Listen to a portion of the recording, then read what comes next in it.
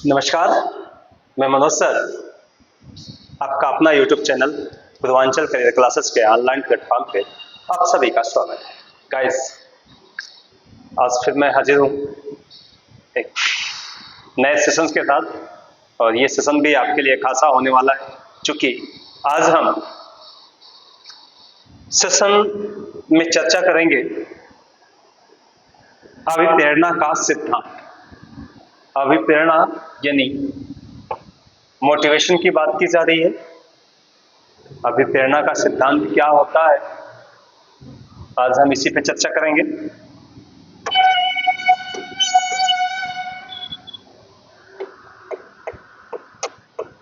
अभिप्रेरणा का सिद्धांत। अभिप्रेरणा का सिद्धांत। देखिए, हमने इसके पहले के वीडियो में अभिप्रेरणा मोटिवेशन को बताया था, मोटिवेशन के टाइप्स की बात की थी, उसके मीनिंग एंड डेफिनेशन की बात की थी। आज हम सिद्धांत की बात करते हैं। अभिप्रेरणा का सिद्धांत क्या है, किसे कहते हैं अभिप्रेरणा का सिद्धांत?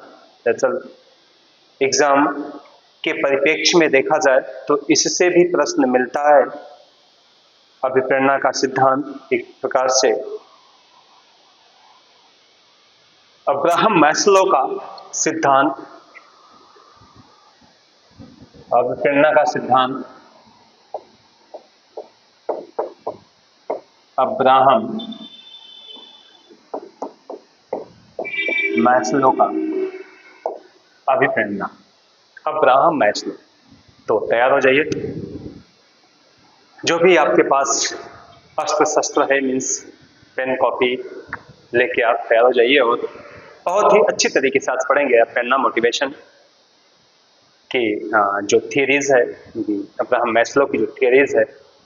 और शुरू करने से पहले निवेदन है आपसे कि वीडियो में अंत तक बने रहिए, और जाते जाते लाइक और सब्सक्राइब करना मत भूलिएगा। चलते हैं अभिप्रेरणा का सिद्धांत, जिसमें सबसे पहले हम बात कर लें मूल प्रवृत्ति का सिद्धांत। मूल प्रवृत्ति का सिद्धांत। आज का वीडियो बहुत ही खासा होगा। मूल प्रवृत्ति का सिद्धांत, और इस मूल प्रवृत्ति के सिद्धांत को इंस्टिंक्ट थ्योरी भी कहते हैं। हम क्या कहते हैं? इंस्टिंक्ट थ्योरीज, मूल प्रवृत्ति का सिद्धांत। तो मूल प्रवृत्ति के सिद्धांत के आधार पर अगर देखें तो आपके दिमाग में तुरंत आ गया होगा कि मूल प्रवृत्ति का सिद्धांत किसका है। तो नाम आ गया मैकडोगल का, है ना? मैकडोगल का नाम आया कि मैकडोगल ने मूल प्रवृत्ति का सिद्धांत दिया था। गाइस, ये जो मूल प्रवृत्ति का सिद्धांत है, ये मैकडोगल हर जगह मिलता है, और हम कहीं भी जाएंगे तो मैकडोगल ही मूल प्रवृत्ति के सिद्धांत कर्ता मानते हैं। लेकिन साथ ही साथ ये भी बता दूं कि ये विकासकर्ता के रूप में जाने जाते हैं। मैकडोगल विकासकर्ता के रूप में जाने जाते हैं। और अगर हम जन्मदाता की बात कर लें तो विलियम जेम्स का नाम आता है। विलियम जेम्स, यानी विलियम जेम्स ने इसका जन्म दिया था, और मैकडोगल ने इसका विकास किया था समथिंग 1908 के। चीजें बहुत इंपॉर्टेंट मिलेंगी आज की, इसलिए मैं कह रहा हूं कि बहुत ही एकदम सेंट्रलाइज्ड हो जाइए। आज की चीजें अगर आप अच्छे से पढ़ेंगे तो हमेशा के लिए बनी रहेंगी। इतने बढ़िया तरीके से आज क्लासें चलेंगी। देखिए, मूल प्रवृत्ति कहता क्या है? मूल प्रवृत्ति कहता है कि व्यक्ति के संपूर्ण व्यवहार का जो चालक है चालक शब्द समझ रहे होंगे, जिसको हम ड्राइव कहते हैं, है ना, ड्राइव, चालक। ठीक है। मूल प्रवृत्ति यानी व्यक्ति के व्यवहार को जो चलाता है, जो चालक है, यानी संपूर्ण व्यवहार का जो चालक है वह क्या है, वो प्रायः मूल प्रवृत्ति ही होती है।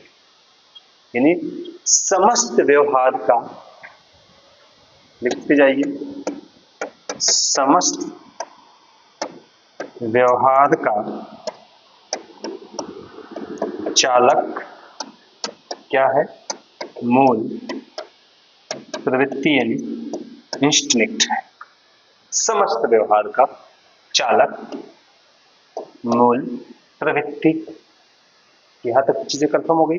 यानी जैसे अगर हम कह दें कि कोई स्टीम जो भाप के इंजन से चलता है, अगर भाप बनना बंद हो जाए तो फिर वो स्टीम गति करना बंद कर देगी। सेम वही चीज है ना, सेम वही चीजें हैं इसमें। यानी भाप का इंजन जब ठंडा हो जाता है तो स्टीम वर्क करना बंद कर देती है। उसी तरह से मूल प्रवृत्ति है। हम जितने भी प्रकार के व्यवहार करते हैं, हमारे सभी प्रकार के व्यवहारों का जो प्रमुख चालक होता है वह हमारी इंस्टिंक्ट होती है, मूल प्रवृत्ति ही होती है। देखिए, फ्रायड ने इसी मूल प्रवृत्ति को क्या नाम दिया था, कमेंट करके बताइए फटाक से।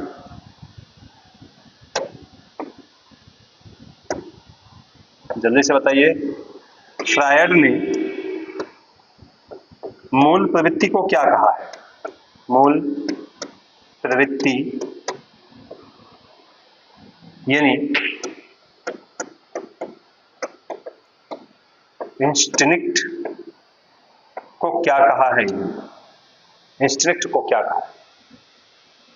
ट्रिप शब्द कहा। बहुत ही इंपॉर्टेंट है, TRIEB, ट्रिप शब्द। ये किसने कहा है? ये आपके फ्रायड का कथन है कि मूल प्रवृत्ति इंस्टिंक्ट को ट्रिप कहा जाता है, ट्राइब शब्द कहा जाता है। ये फ्रायड ने कहा था, इसे आप नोट कर लीजिए। यानी ये ट्राइब होता क्या है? ये ट्राइब यानी ये जो इंस्टिंक्ट होता है ये, और एक जो ड्राइव होता है, ड्राइव्ड होता है, इन दोनों के बीच का, दोनों के बीच का, यानी इन दोनों के बीच की जो प्रक्रिया है वो प्रायः क्या कहलाती है? वो ड्राइव कहलाती है। ठीक है। किसके? इंस्टिंक्ट और ड्राइव के बीच की जो प्रक्रिया है उसे हम क्या कहते हैं? उसे ड्राइव कहते हैं। यानी इससे क्या होता है? इससे व्यक्ति को अंतः प्रेरणा मिलती है। क्या मिलती है? अंतः प्रेरणा मिलती है। यानी बच्चा स्वयं से प्रेरित होता है, अपनी आंतरिक शक्तियों से वो क्या होता है? प्रेरित होता है। उसी को हम क्या कहते हैं? ड्राइव कहते हैं। यानी ये प्रक्रिया क्या होती है? जो स्वतः ही अपने आप से प्रेरित होता हो, जो अंतः प्रेरित होता हो, अंतः प्रेरित होता हो, उसे हम ड्राइव कहते हैं। और जो अंतः प्रेरित हो रहा है वह अमूमन क्या कहलाता है? यानी एक जन्मजात मूल प्रवृत्ति के रूप में देखा जाता है। ठीक है, तो जन्मजात मूल प्रवृत्ति के रूप में देखा जाता है। आगे चलें।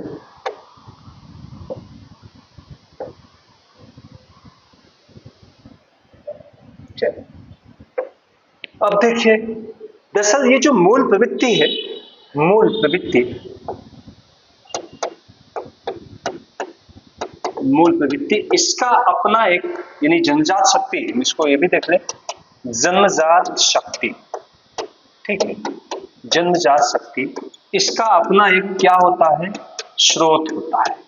यानी एक स्रोत होता है, रिसोर्स होता है। यानी जन्मजात शक्ति का अपना एक स्रोत होता है। स्रोत में क्या है? स्रोत जैसे शारीरिक आवश्यकता।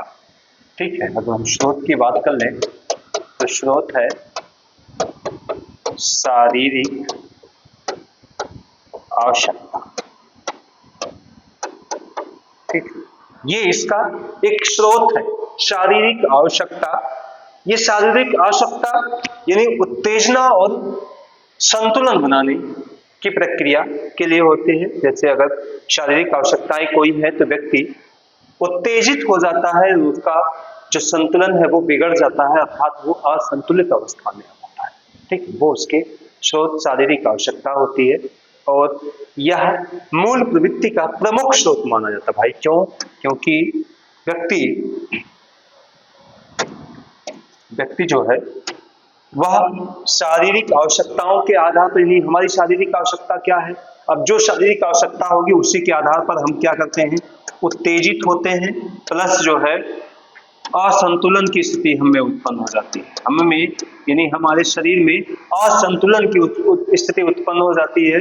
और ये जो प्रक्रिया है, ये प्रक्रिया हमारे मूल प्रवृत्ति से संबंधित होता है। ठीक है, हमारी मूल प्रवृत्ति से ये संबंधित होता है। देखिए चलिए दूसरी हम बात कर लें। दूसरा उद्देश्य की बात। उद्देश्य क्या है, यानी उद्देश्य की अगर हम बात कर रहे हैं तो जो हमारा उत्तेजना है और जो असंतुलन है, ठीक, उत्तेजना और असंतुलन को क्या करना, दूर करना, यानी ये उत्तेजना और असंतुलन को दूर करना। ठीक, उत्तेजना और असंतुलन को दूर करना, ये क्या काम है, ये उद्देश्य का काम है। ठीक है, इसके बाद पदार्थ की बात। पदार्थ यानी उन विशिष्ट, ठीक है, यानी पदार्थ उन विशिष्ट से संबंध रखता है जो जिनसे उद्देश्य की क्या होती है, पूर्ति होती है भाई। यह उनसे एक सेकंड थोड़ा सा ये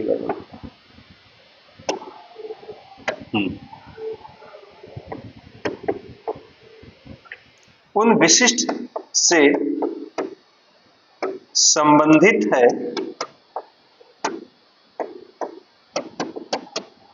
जिससे उत्तेजना और असंतुलन क्या होता है, दूर होता है। ठीक है, यानी भाई पदार्थ तो वही है, जैसे, ठीक है, थोड़ा सा देख लो उसके बाद में बता दो। एक और लास्ट बचा है, ये भी देख लें फिर बताते हैं। गति शक्ति। ठीक, ये गति शक्ति क्या होता है, गति शक्ति यानी, अब गति शक्ति का मतलब है कि प्रबलता से, ठीक, प्रबलता। अब प्रबलता क्या है, प्रबलता यानी अगर देखा जाए कि ये मूल प्रवृत्ति की प्रबलता है। ठीक है, ये प्रबलता है, इसकी बात की जा रही है। यानी स्रोत हमारी आवश्यकता क्या है, शारीरिक आवश्यकता है, कोई इस तरह की आवश्यकता जिसके आधार पर हम उत्तेजित होते हो और हमारी असंतुलन की स्थिति आ जाती हो, यानी हमें असंतुलन की स्थिति आ जाती हो, तो वो हमारा एक स्रोत कहलाए। ठीक, उद्देश्य यानी हमारा उद्देश्य क्या है, उस उत्तेजना और असंतुलन को क्या करते हैं, हम दूर करते हैं, दूर करने का है।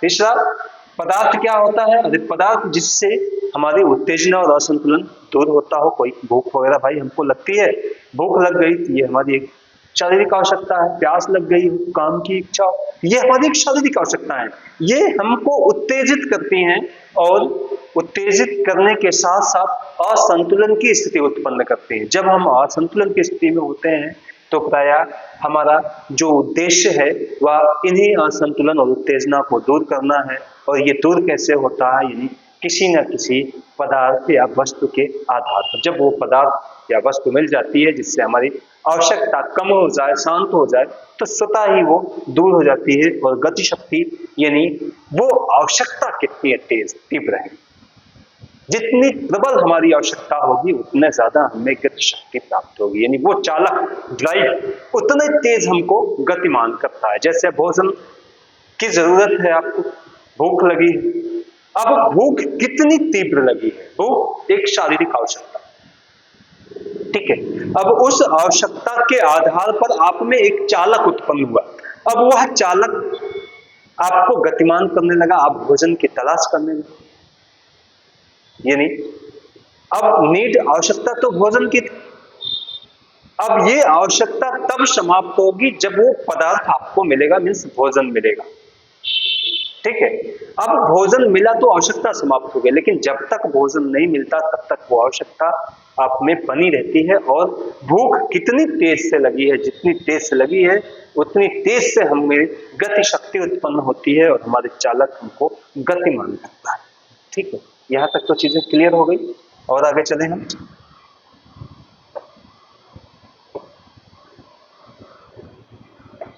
देखिए, ठीक है, इसके बाद हम बात कर लेते हैं जो मूल प्रवृत्ति है हमारी। फ्रायड ने मुख्यतः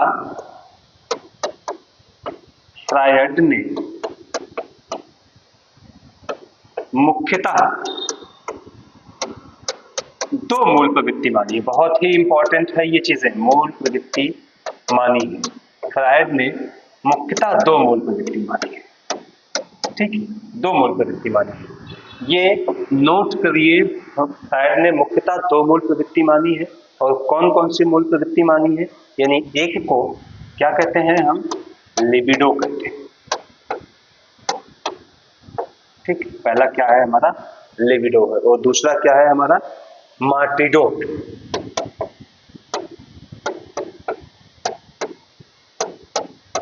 ठीक है, एक लिबिडो हो गया और एक मार्टिडो हो गया। ये दो मूल प्रवृत्ति हैं। ये दो मूल प्रवृत्ति किसने मानी है? फ्रायड ने मानी है। ठीक, इसी को हम क्या कहते हैं? इसी को हम इरोस कहते हैं। और ये क्या है हमारा? ये थेनरॉस है। ठीक, क्लियर? यानी लिबिडो और मार्टिडो, लिबिडो को हम क्या कहते हैं? इरोस कहते हैं, और मार्टिडो को हम क्या कह रहे हैं? थेनरॉस कह रहे हैं। अब देखिए, जो लिबिडो है आपका, उस लिबिडो को क्या कहा? इरोस को क्या कहा जाता है? ये इरोस यानी व्यक्ति की जीवन मूल प्रवृत्ति है। जीवन मूल प्रवृत्ति। ठीक, और थेनरोस मार्टिडो क्या है? ये मृत्यु मूल प्रवृत्ति। ये मृत्यु मूल प्रवृत्ति कहलाती है आपकी मार्टिडो।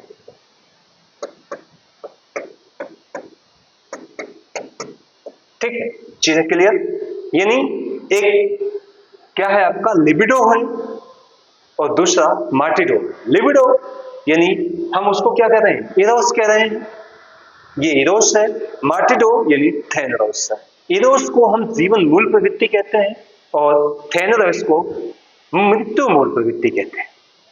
अब जीवन मूल प्रवृत्ति क्या होता है? जीवन मूल प्रवृत्ति जो जीवन जीने से संबंधित होता है, व्यक्ति जीवन जीने के लिए जो कार्य करता है वह उसका जीवन मूल प्रवृत्ति कहलाता है।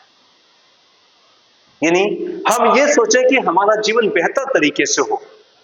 अब बेहतर तरीके से जीवन जीने के लिए हमें क्या करना होगा? लिबिडो का सहारा लेना होगा, यानी इरोस का सहारा लेना होगा। कुछ ऐसी प्रवृत्तियां उत्पन्न करनी होंगी जो जीवन जीने के लिए उत्तरदायी होंगी, जो बेहतर जीवन जीने के लिए हमारा समर्थन करती होंगी। उसे हम क्या कहते हैं? जीवन मूल प्रवृत्ति कहते हैं। ठीक है, और दूसरा क्या होता है? मृत्यु मूल प्रवृत्ति। अब मृत्यु मूल प्रवृत्ति क्या होता है? देखिए, मृत्यु मूल प्रवृत्ति जो मृत्यु की तरफ ले जाए, यानी ऐसी कोई प्रवृत्तियां, ऐसी कोई जन्मजात प्रवृत्ति जो हमें मृत्यु की तरफ ले जाती हो, उसको हम मृत्यु मूल प्रवृत्ति के नाम से जानते हैं। चीजें कंफर्म हो गई? अब देखिए, जैसे ये जो जीवन मूल प्रवृत्ति है गाइस, इसको हम लव इंस्टिंक्ट, यानी फ्रायड ने क्या कहा इसको? फ्रायड ने कहा कि ये लव इंस्टिंक्ट है। लव इंस्टिंक्ट है। ठीक, यानी फ्रायड ने लव इंस्टिंक्ट किसको कहा? जीवन मूल प्रवृत्ति को कहा, जो लिबिडो है आपका। और मृत्यु मूल प्रवृत्ति क्या है? मृत्यु मूल प्रवृत्ति को हेट मूल इंस्टिंक्ट कहा।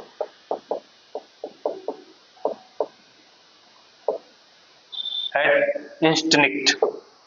ठीक, यानी वो मृत्यु मूल प्रवृत्ति है।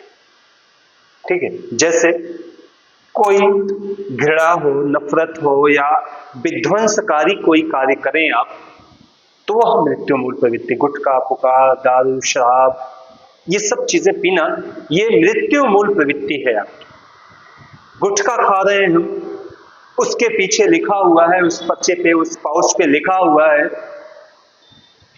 कि कैंसर हो सकता है, इसके बावजूद भी हम उसको खा रहे हैं। शराब पीते हैं, लिखा है ये स्वास्थ्य के लिए हानिकारक है, इससे गंभीर बीमारियां हो सकती हैं, फेफड़े में नुकसान पहुंचाएगा, इसके बावजूद भी हम उसका सेवन करते हैं। ये हमारी क्या है? इसी को हम फेनरॉस कहते हैं, इसी को हम मृत्यु मूल प्रवृत्ति कहते हैं।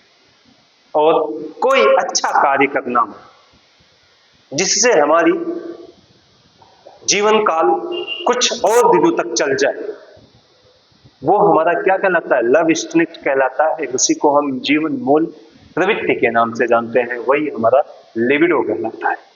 यानी अगर देखा जाए तो सबका आधार क्या है भैया? सबका आधार, जैसे कहा जाता है ना कि सबका मालिक कौन है? एक है, सबका मालिक एक है, उसी तरह से सबका आधार है। क्या है सबका आधार? यानी सबका आधार क्या है? सुख की प्राप्ति। सुख की प्राप्ति, यह सबका मूल आधार है। ठीक है, ये सबका मूल आधार, सुख की प्राप्ति। तो ये चीजें तो कंफर्म हो गई यहां तक। फिर हम आगे चले। क्लासें बहुत ही इंपॉर्टेंट होंगी आज की, और बहुत ही अच्छी चीजें आज आपको मिलेंगी। अब हम बात कर लेते हैं, एक दूसरा सिद्धांत है वेक्टर कर्षण का सिद्धांत।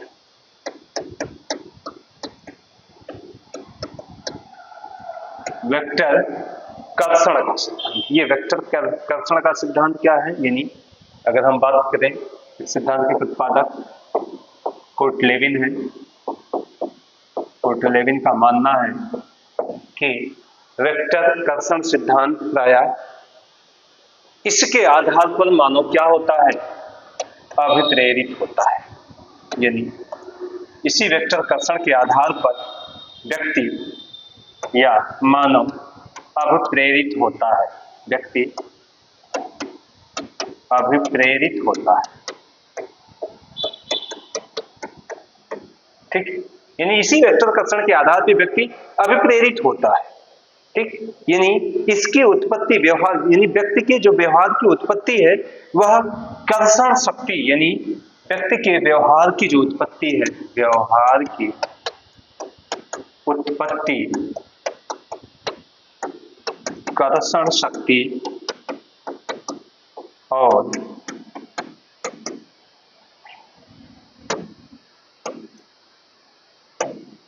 कर्षण शक्ति और वेक्टर पर निर्भर करता है। ठीक है, यानी व्यक्ति के व्यवहार की जो प्रक्रिया है, उत्पत्ति है, वह कर्षण शक्ति और वेक्टर पर आधारित होता है।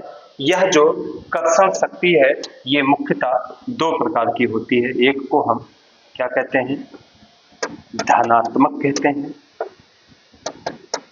और दूसरे को हम क्या कहते हैं? ऋणात्मक कहते हैं। ठीक, यानी एक पॉजिटिव है और एक नेगेटिव है। ठीक, अब देखिए दर्शक, ये जानना जरूरी है आपके लिए कि आखिर ये कर्षण होता क्या है और वेक्टर होता क्या है। ठीक है, कर्षण क्या होता है और वेक्टर क्या होता है। तो कर्षण यानी लक्ष्य वस्तु का व्यक्ति के लिए महत्व। कर्षण का मतलब है लक्ष्य वस्तु कोई है जो व्यक्ति के लिए महत्व रखती है, जो व्यक्ति के लिए महत्व रखती है। ठीक है, यानी ये क्या कहलाया? ये आपका ये कर्षण कहलाया। यानी कर्षण लक्ष्य वस्तु, कोई ऐसा लक्ष्य वस्तु है जो व्यक्ति के लिए महत्वपूर्ण है। ठीक है, उसी को हम क्या कहते हैं? कर्षण कहते हैं। ठीक, अब देखिए दरअसल जैसे कोई भूखा व्यक्ति हो, ठीक है। अब भूखा व्यक्ति है कोई, तो भूखे व्यक्ति में एक धनात्मक यानी ये जो प्रक्रिया है ये उत्पन्न होती है, यानी भूखे व्यक्ति, ठीक है, किसी भूखे व्यक्ति में धनात्मक कर्षण उत्पन्न होती है। कर्षण एक दबाव भी हम कह सकते हैं उसको, एक रगड़ नहीं होता कि कर्षण करना, रगड़ करना, ठीक। अगर हमें भूख लगती है तो हमें धनात्मक कर्षण उत्पन्न होती है, इसलिए हम क्या करते हैं, हम अभिप्रेरित होते हैं और भोजन की तलाश करना शुरू कर देते हैं। ये वो किसकी वजह से, वो धनात्मक कर्षण की वजह से, ठीक है। धनात्मक कर्षण के आधार पर ही कोई व्यक्ति यानी भूखा व्यक्ति वह भूख के लिए अभिप्रेरित होता है, यानी भूख की शांति के लिए, भूख को संतुष्ट करने के लिए वह अभिप्रेरित होता है और भोजन की तलाश करना शुरू कर देता है, ठीक है। अब देखिए, जैसे ही भोजन उसको मिल जाता है वह अपने तनाव को कम कर लेता है, यानी जब उसका तनाव कम हो जाता है तो ये तो कर्षण थोड़ा सा शांत हो जाएगा। लेकिन अगर उसे ये पता चले कि उसके भोजन में, भोजन जैसे आया उसके सामने खाने के लिए, वो सोचा कि अब हम खा लें और अपने तनाव को कम कर लें, लेकिन जैसे उसको पता चला कि इस भोजन में कुछ गिर गया हो, मक्खी गिर गई, सपोज दैट मक्खी गिर गई हो, अब वो थाली खिसका दिया, हटा दिया। अब उस दौरान उसका जो तनाव है वो और प्रबल हो जाता है और बढ़ जाता है, वो भूख और तीव्र गति से उसमें लगनी शुरू हो जाती है। उस दौरान उसमें ऋणात्मक कर्षण उत्पन्न होने लगता है। क्या, कौन सा कर्षण? ऋणात्मक कर्षण उत्पन्न होने लगता है और वह और ज्यादा तनावग्रस्त हो जाता है, ठीक है। यानी कर्षण क्या कहलाया, लक्ष्य वस्तु व्यक्ति के लिए महत्व कहलाया। और आपका वेक्टर भी देख लीजिए, एक चीज छूट रहा था, वेक्टर। वेक्टर क्या है, यानी वेक्टर का मतलब होता है जो व्यक्ति को लक्ष्य के पास ले जाए या व्यक्ति को लक्ष्य से दूर ले जाए। यदि हमें लक्ष्य के पास ले जा रहा है तब भी वो वेक्टर है, और यदि हमें लक्ष्य से दूर ले जा रहा है तब भी वो हमारा वेक्टर है, ठीक है। इस तरह से वेक्टर कर्षण का सिद्धांत चलता है। यहां तक स्पष्ट हो गए होंगे। अब चले हम आगे, चले तीसरा देखते हैं। तीसरा विरोधी प्रक्रिया का सिद्धांत। विरोधी प्रक्रिया का सिद्धांत। आज बिल्कुल आप धैर्य के साथ क्लास पे बने रहिए। आज इतनी इंपॉर्टेंट सिद्धांतें आपको मिलेंगी पढ़ने के लिए, और बहुत ही काम की चीजें मिलेंगी। एकदम समझ जाइए कि मैं एकदम सटीक चीजें दे रहा हूं जो परीक्षा के दृष्टिकोण से आपके लिए अनिवार्य है, और ज्यादा कुछ इधर उधर भटकने की आवश्यकता नहीं, बिल्कुल सटीक चीजें आप लीजिए। विरोधी प्रक्रिया का सिद्धांत यानी इसका विकासकर्ता सोलोमन व कोरबिट, ठीक, यानी सोलोमन व कोरबिट ने विरोधी प्रक्रिया का सिद्धांत दिया था 1974 में। कब दिया था? 1974 में ये विरोधी प्रक्रिया का सिद्धांत दिया था, ठीक। विरोधी प्रक्रिया का सिद्धांत क्या है? देखिए, आप सीधे सीधे जानिए कि विरोधी प्रक्रिया का सिद्धांत सुखवादी नियमों पर आधारित है। सुखवादी नियम पर आधारित, यानी व्यक्ति जो भी कार्य करेगा, व्यक्ति जो भी कार्य करता है वह सुख के लिए करता है। सुखवादी नियम पर आधारित है। इसे दूसरे रूप में भी देखें, यानी व्यक्ति प्रायः सुख देने वाले कार्यों को ज्यादा पसंद करता है, यानी सुख देने वाले जो लक्ष्य हैं वो हमेशा प्राप्त करना चाहता है, व्यक्ति ऐसा लक्ष्य प्राप्त करना चाहता है जो उससे उसको सुख की प्राप्ति। ठीक है, तो सुखवादी नियम के आधार पर देखा जाता है। ठीक, दूसरी चीज कि इसके अंतर्गत देखा जाए तो अभिप्रेरणा, विरोधी प्रक्रिया सिद्धांत के अनुसार अभिप्रेरणा मुख्यतः दो प्रकार की होती है।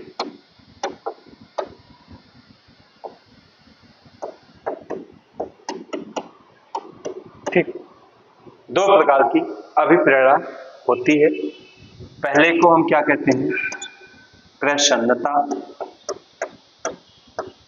दूसरे को क्या कहते हैं, अप्रसन्नता।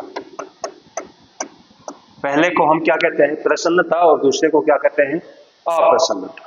ठीक है, प्रसन्नता और अप्रसन्नता ये प्रायः दो विरोधी अवस्था है। दो क्या है, ये विरोधी अवस्था है। ये दो विरोधी अवस्था है, प्रसन्नता और अप्रसन्नता। ठीक, प्रसन्नता यानी ये संवेग के सिद्धांत पर आधारित। ठीक, विरोधी प्रक्रिया का सिद्धांत संवेग के सिद्धांत पर आधारित है। जैसे संवेग की उत्पत्ति होती है तो प्रसन्नता के आधार पर भी देखी जाती है और अप्रसन्नता के आधार पर देखी जाती है। इसे सबसे इंपॉर्टेंट है, इसे उल्टा यू से प्रदर्शित करते हैं। ठीक है, ये आपके लिए खास इंपॉर्टेंट है, यानी विरोधी प्रक्रिया के सिद्धांत को उल्टा यू से प्रदर्शित किया जाता है, उल्टा यू। ठीक, अब इसमें एक अवस्था ए अवस्था कहलाती है और एक को हम बी अवस्था कहते हैं। ए अवस्था जो होती है वो प्रसन्नता के आधार पर होती है, बी अवस्था जो होती है वो अप्रसन्नता के आधार पर होती है। ठीक, यानी जब उद्दीपक की उपस्थिति में व्यक्ति प्रसन्न होता है तो वह बार बार उसी कार्य को करना चाहता है। ठीक है, यानी उद्दीपक की उपस्थिति में व्यक्ति प्रसन्न होता है और वह ए अवस्था कहना है उसका, कि अगर कोई उद्दीपक, जैसे आप हमको चॉकलेट दे दिए या किसी बच्चे को आप चॉकलेट दे दिए कि आप बाबू ये काम कर दो, तो वो प्रसन्न हुआ, ये उसकी ए अवस्था रही, वह दौड़ के काम कर दे। और बार बार आप उससे काम करवाओ और बार बार उसे एक चॉकलेट ही दो तो उसमें बी अवस्था उत्पन्न हो जाएगी। उसे हम क्या कहते हैं, अप्रसन्नता की अवस्था कहते हैं।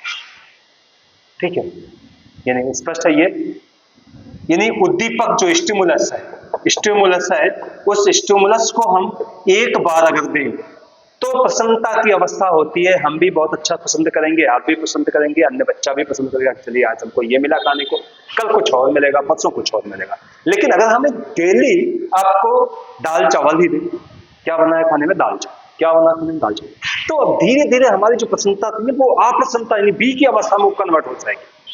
ठीक है, तो उसे हम क्या कहेंगे, ये अप्रसन्नता की अवस्था है, यानी उसे हम अप्रसन्नता के रूप में बी अवस्था समझेंगे। ठीक है, तो ये विरोधी प्रक्रिया का सिद्धांत है। विरोधी प्रक्रिया का सिद्धांत प्रसन्नता और अप्रसन्नता पर आधारित है। इसे उल्टा यू के आधार पर प्रदर्शित किया जाता है ग्राफ पेपर पर। जब भी हम इसे प्रदर्शित करते हैं तो उल्टा यू के आधार पर प्रदर्शित करते हैं। चले आगे चले, आज थोड़ा सा सेशन लंबा होगा लेकिन अच्छी चीजें दूंगा। ठीक, अगला हमारा आता है उत्तोलन का सिद्धांत।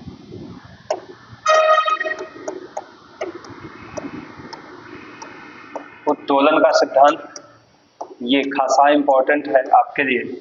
उत्तोलन का सिद्धांत यानी इसी उत्तोलन के सिद्धांत को इरविजिबल थियरी कहते हैं। क्या कहते हैं,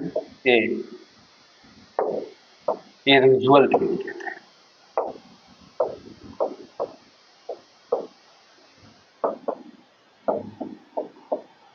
इरविजिबल थियरी कहते हैं। ठीक।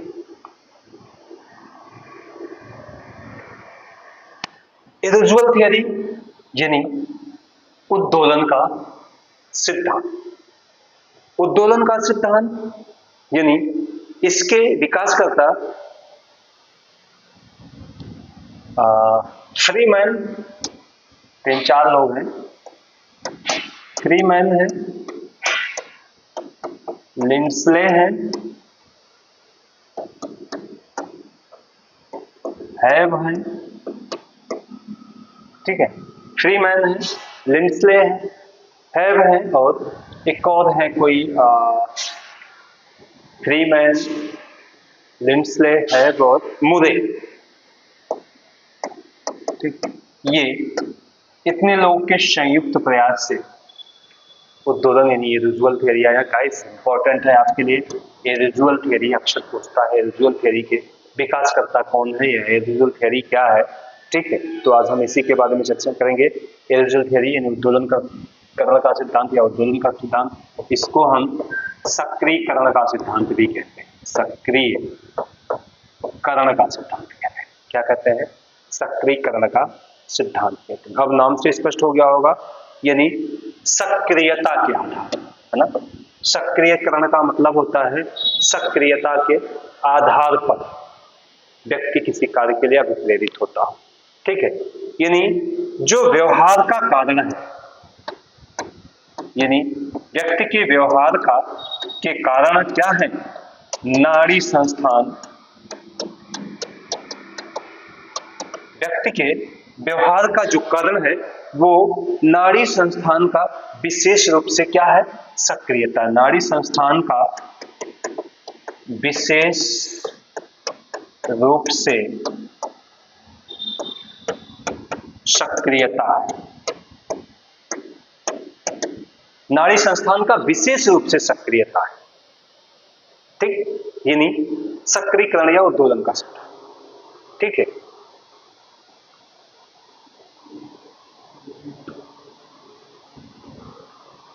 अब देखिए, इरेजुअल, इसे थोड़ा सा मिस्टेक हो गया। इसके पहले जो मैं विरोधी प्रक्रिया का सिद्धांत दिया था, विरोधी प्रक्रिया के सिद्धांत में जो मैंने उसको उल्टा यू कह दिया था, वो नहीं, उल्टा यू इसमें है। इसे ग्राफ पर जब हम प्रदर्शित करते हैं तो उल्टा यू से प्रदर्शित करते हैं, उल्टा यू से प्रदर्शित किया जाता है। उल्टा यू से प्रदर्शित किया जाता है। ये चीजें आप क्लियर रहिएगा। उल्टा यू उद्दोलन के सिद्धांत में चलता है, विरोधी प्रक्रिया के सिद्धांत में नहीं चलता। मैंने वो गलती से लिख दिया था, माफी चाहूंगा मैं उसके लिए। उद्दोलन के सिद्धांत में उल्टा यू का प्रयोग होता है, विरोधी प्रक्रिया के सिद्धांत में नहीं। मैं बार बार स्पष्ट कर रहा हूं, आप क्लियर हो लीजिए। अगर आपने नोट किया हो तो आप उसको प्लीज काट दीजिए। जो उल्टा यू, ग्राफ पेपर पर जब भी हम इरेजुअल थियरी को पढ़ाते हैं, चलते हैं, इरेजुअल थियरी के अनुसार प्रेरित होते हैं, तो उसे हम उल्टा यू से प्रदर्शित करते हैं। किस पर? ग्राफ पेपर, ठीक है। अब देखिए दरअसल ये है क्या।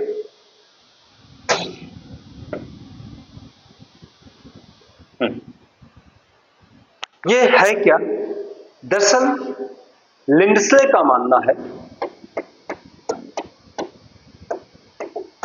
लिंडस्ले का मानना है कि, लिंडस्ले का मानना है कि मस्तिष्क का एक विशेष भाग, है ना। लिंडस्ले का मानना है कि मस्तिष्क का एक विशेष भाग, जिसे क्या कहते हैं, रेटिकुलर कहते हैं, जिसे रेटिकुलर कहते हैं, ठीक। ये मस्तिष्क का एक विशेष भाग है जिसे क्या कहा जाता है, रेटिकुलर कहते हैं। यह मेडुला से हाइपोथैलस तक फैला होता है। यह मेडुला से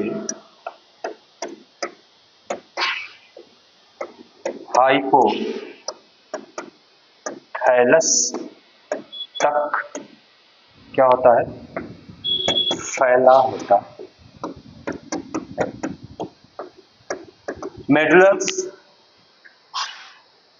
विशेष भाग होता है जिसे रेटिकुलर कहते हैं। यह मेडुला से हाइपोथैलस तक क्या होता है? फैला होता है। यानी सूचना प्राप्त होने पर यह हमें क्या करता है? उत्तेजित करता है। सूचना प्राप्त होने पर यह उत्तेजित करता है। ठीक है, यानी लिंडसे का मानना है कि मस्तिष्क का एक विशेष भाग है जिसे हम क्या कहते हैं? रेटिकुलर कहते हैं। और यह रेटिकुलर मेडुला से हाइपोथैलस तक फैला होता है, जो सूचना प्राप्त होने पर हमें क्या करता है? एक्साइट करता है, उत्तेजित करता है। ठीक है, इसी को हम क्या कहते हैं? इसी को उद्दोलन का सिद्धांत कहते हैं। यानी सूचना प्राप्त होने पर उत्तेजित करता है या हमें क्या करता है? उद्दोलित करता है। ठीक है, सूचना प्राप्त होने पर हमें उद्दोलित करेगा या उत्तेजित करता है, यही हमारा क्या कहलाता है? इसी को हम एरोजुअल थियरी के नाम से जानते हैं। एरोजुअल थियरी यानी स्पष्ट होइएगा, एरोजुअल थियरी को हम क्या नाड़ी संस्थान का एक विशेष भाग होता है। इसे हम उल्टा यू से संबोधित कर रहे हैं। उल्टा यू इसलिए मैं बार बार बता रहा हूं क्योंकि थोड़ा सा मिस्टेक हो गया था। वो विरोधी प्रक्रिया के सिद्धांत में मैंने उल्टा यू कह दिया था। वो आपका जो है एरोजुअल थ्योरी में उल्टा यू से ग्राफ पेपर पर उसको हम अंकित करते हैं। ठीक है, चलें आगे। बस थोड़ा सा और है, अगला आएगा अभिप्रेरणा का संज्ञानात्मक सिद्धांत।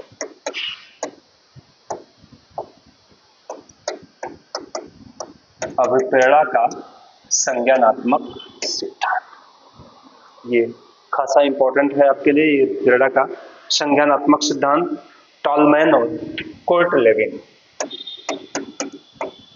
टॉलमैन 1932 में और कोर्टलेविन 1936 में। यानी अभिप्रेरणा का संज्ञानात्मक सिद्धांत ये बहुत ही इंपॉर्टेंट है आपके लिए, क्योंकि इससे प्रश्न आ चुका है। वेरी वेरी इंपॉर्टेंट मानिए अभिप्रेरणा का यानी संज्ञानात्मक सिद्धांत टॉलमैन और कोर्टलेविन का। ठीक, देखिए यानी यहां पे अभिप्रेरणा का संज्ञानात्मक सिद्धांत में मानना क्या है? टॉलमैन और कोर्टलेविन का मानना है कि समस्त व्यवहार के घटित होने का प्रमुख कारण क्या है? संज्ञान है। यानी समस्त व्यवहार के घटित होने का प्रमुख कारण क्या है? संज्ञान है। समस्त प्रकार के व्यवहार, मानो कि समस्त व्यवहार के घटित होने का प्रमुख कारण क्या है? संज्ञान है। ठीक, बिना इसके किसी भी व्यक्ति के व्यवहार की अभिव्यक्ति नहीं की जा सकती। यानी संज्ञान के अभाव में व्यक्ति के व्यवहार की अभिव्यक्ति कदापि नहीं की जा सकती। ये टॉलमैन और कोर्टलेविन का मानना। टॉलमैन ने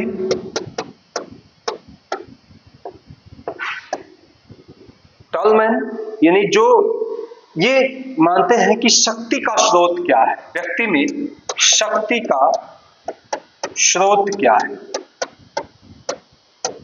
ठीक है, शक्ति का स्रोत क्या है? तो इनका सीधा सीधा मानना है कि शक्ति का स्रोत नीड है और क्या है? और दूसरा है नीड और ड्राइव। शब्द वुडवर्थ ने दिया था, याद रखिएगा। ठीक है, ड्राइव शब्द किसने दिया था? वुडवर्थ ने। तो शक्ति का प्रमुख स्रोत क्या है? नीड है और ड्राइव्ड है, जबकि टॉलमैन के बाद लेविन क्या कहते हैं, कुर्ट लेविन क्या कहते हैं, इनका भी तो जान लें हम।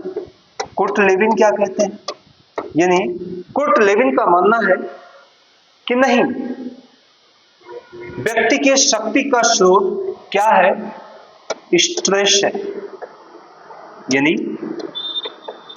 तनाव। समझ गए चीज, यानी यही दो चीजें स्पष्ट हो गई आपकी।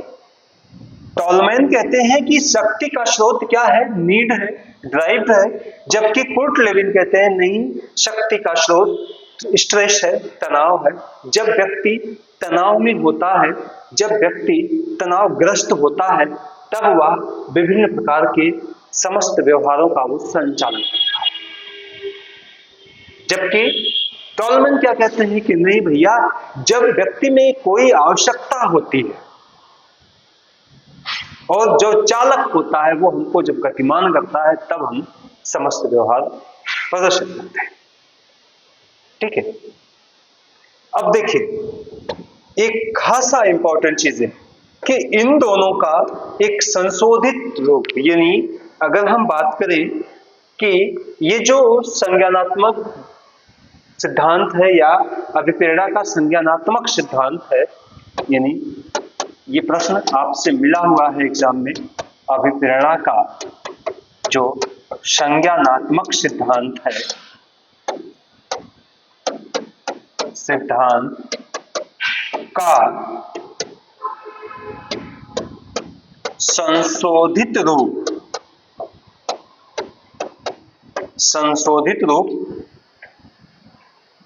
प्रत्याशा का सिद्धांत। ये प्रश्न पूछा हुआ है,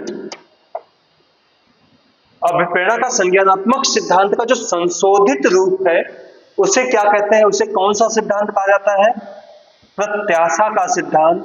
और ये प्रत्याशा का सिद्धांत किसने दिया था, ब्रूमवाद, एटकिंसन ने, यानी ब्रूमवाद एटकिंसन ने अभिप्रेरणा के संज्ञानात्मक सिद्धांत का संशोधित रूप प्रत्याशा का सिद्धांत दिया था। ये भी कब दिया था, 1964 में, 1964 में।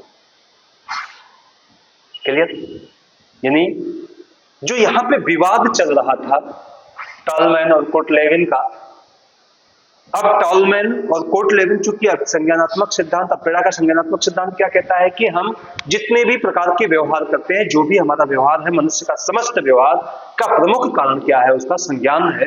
लेकिन अब ये जो संज्ञान है, अब संज्ञान के आधार पर ही व्यक्ति समस्त प्रकार के व्यवहार प्रदर्शित करता है। ठीक, अब इसके स्रोत की जहां तक बात आ जाए तो टॉलमैन कहते हैं कि अगर हम में जो व्यवहार प्रदर्शित हो रहा है उसका स्रोत क्या है, नीड है और ड्राइव है। लेकिन कुर्ट लेविन क्या कहते हैं कि नहीं भैया, ये तो स्ट्रेस है, तनाव है। इसी बीच आ गए आपके ब्रूम और एटकिंसन महोदय। ब्रूम और एटकिंसन इसलिए बात के यूपीटीटी का पूछा हुआ प्रश्न है, यूपीटीटी और सुपर टीटी यानी शिक्षक भर्ती से संबंधित ये प्रश्न आया हुआ है कि अभिप्रेरणा का संज्ञानात्मक सिद्धांत का संशोधित रूप किसने दिया था, यानी प्रत्याशा का सिद्धांत किसने दिया था, तो वो ब्रूम और एटकिंसन ने दिया था 1964 में। ठीक, ये चीजें कन्फर्म हो गई। यानी इस तरह से एक अभिप्रेरणा का संज्ञानात्मक सिद्धांत रहा। और आज का सिद्धांत हमने खासा सिद्धांत, 5 सिद्धांत बताए जो आपके लिए बहुत ही इंपॉर्टेंट है गाइस। आप बार बार देखिएगा, इस चीज को पूरी तरह से समझ जाइए। एक बार अगर आपके दिमाग में ये चीजें सेट हो गई तो फिर वो हमेशा के लिए बनी रह जाएंगी और बहुत ही काम की चीजें होंगी। ठीक है, ठीक है, फिर जाते जाते लाइक और सब्सक्राइब करना मत भूलिएगा और अपने दोस्तों तक भी बताइए कि प्लीज चैनल को सब्सक्राइब करें। धन्यवाद।